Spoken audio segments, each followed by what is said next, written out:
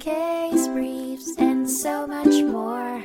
LSData's got what you're looking for. In the 2008 case of Chamber of Commerce v. Brown, the Supreme Court of the United States ruled on the legality of two provisions in California's AB 1889.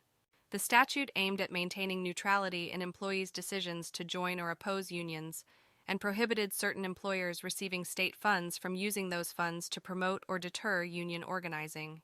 However, the court ultimately decided that these provisions, Section 16,645, 2 for grant recipients, and Section 16,645, 7 for private employers receiving over $10,000 in program funds annually, were preempted by federal law under Machinists preemption.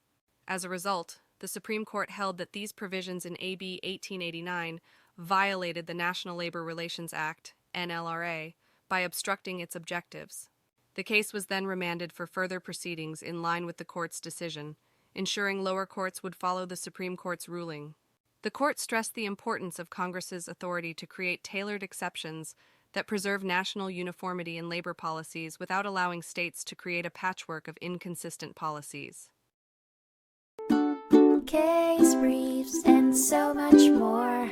LSData's got what you're looking for. Visit lsd.law, elevate your mind. Leave the stress of class.